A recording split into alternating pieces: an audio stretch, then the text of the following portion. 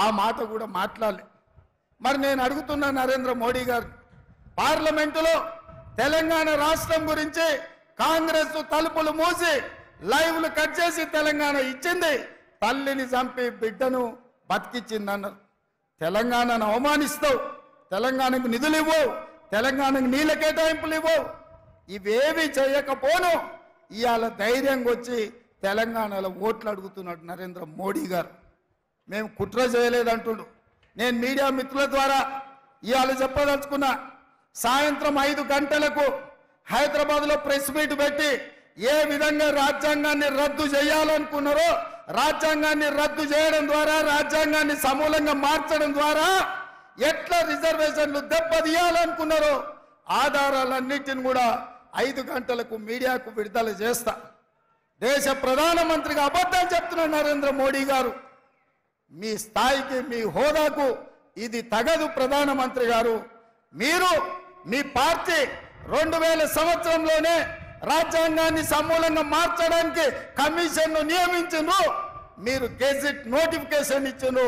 సాయంత్రం 5 గంటలకు 2000 సంవత్సరంలో రాష్ట్రపతి ప్రసంగంలో రాజ్యాంగం మార్పు గురించి బీజేపీ ప్రభుత్వం ప్రస్తావించింది, పార్లమెంటులో ప్రకటన చేసింది.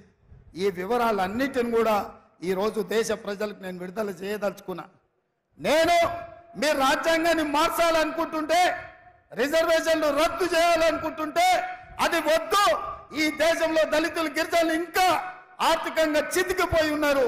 రిజర్వేషన్ ఉండాలి, వాళ్ళకే కాదు బీసీలకు కూడా రిజర్వేషన్లు ఇవ్వాలి అని నేను చెప్పిన.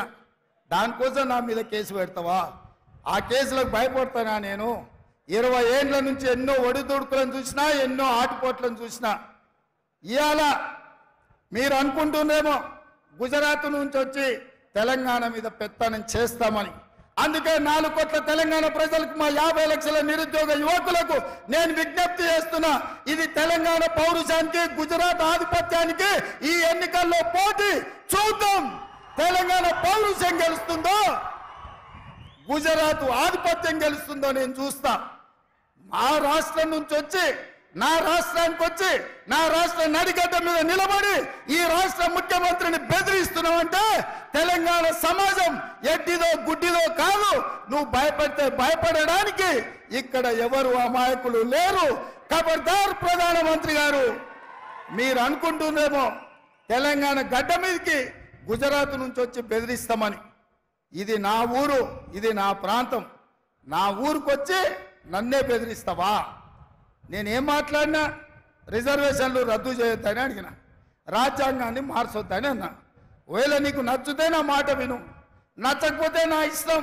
రాజ్యాంగం మారితే రిజర్వేషన్లు రద్దు చేస్తానని ప్రజల్ని ఓట్లు అడుగు, ప్రజలే తీర్పిస్తారు ఎవరి పక్కన నిలబడాలను. అంతే తప్ప మీరు ఆలోచన చేయండి సోదరులారా. పక్కూరోడు మన ఊరికి వచ్చి మన ఊరు చౌరస్తలు నిలబడి మనల్ని అవమానించే విధంగా మన ఊరు వాళ్ళను తిట్టుతూ ఊరుకుంటే మనం ఊరుకుంటామా? ఉంటామా? మనకేమన్నా విభేదాలు ఉండొచ్చు, మనకు భిన్నాభిప్రాయాలు ఉండొచ్చు, కానీ మన ఊరు గౌరవం వచ్చినప్పుడు ఊరంతా ఏకంగా కావాల్సిన అవసరం ఉందా లేదా ఒక్కసారి ఆలోచన చేయండి. ఇవాళ నన్ను 1 తారీఖు నాడు అంటే ఇవాళ ఢిల్లీలో పోలీస్ స్టేషన్లో హాజరుగామని హుకుం జారీ చేసిండు అమిత్ షా గారు. ఏం దౌర్జన్యమయ్యా ఇది? నేను ఇవాళ కోరుట్లలో మీటింగ్ పెట్టుకున్నా, సాయంత్రం కుక్కట్పల్లిలో పెట్టుకున్నా, ఆ తర్వాత శేర్లింగంపల్లి పెట్టుకున్నా, రేపు జగిత్యాల